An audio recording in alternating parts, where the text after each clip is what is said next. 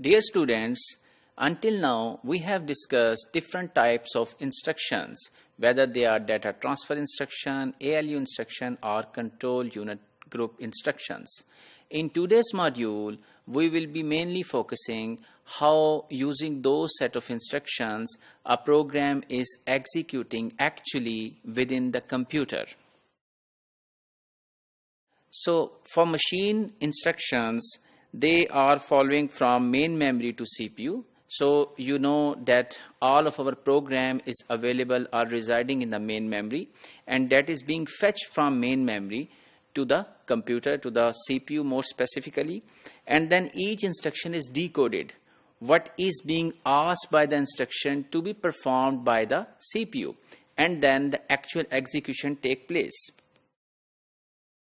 For supporting such a program execution, there are two special purpose registers available in CPU.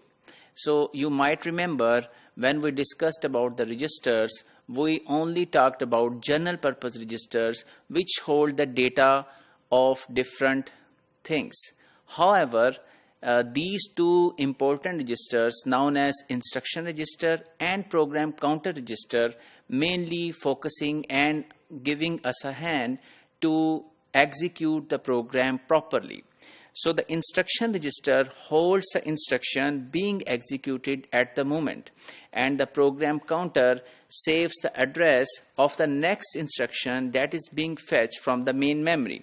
So if you see this diagram which we have already seen previously, we have a central processing unit here and the main memory, and we have bus for data transfer.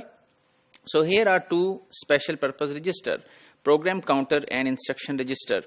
In this main memory, in different cells, the instructions are placed. So for example, at address 0 there is an instruction in binary, at address 01 there is another instruction in binary, and so on. So what would be the flow? That in the start, in program counter, the address would be first location where the instruction is to be fetched is saved, and the instruction register will hold this instruction, the content of the cell at address 00, and as soon as the instruction is fetched and placed within the instruction register, the program counter is incremented by 1 or by 2. So it will be incremented by 1 when the next instruction is available in the next location. However, if our instruction is comprised of 2 bytes, then this addition would be of 2 bytes. And similarly, such a program will be executing, fetching the instructions, and program counter will be pointing to the next instruction and executing that instruction within the central processing unit. So this would be the machine cycle. So first of all, we will perform fetch, as I have already explained, that it retrieve the next instruction from memory as indicated by the program counter, and then increment the program counter. After that, there is a decode phase. So in decoding phase, we try to understand what has been said by the instruction. So for example, if there is an instruction 10xy, so this instruction might be telling us that this is a load instruction and you need to load data from the memory location xy to the register 0 within the CPU.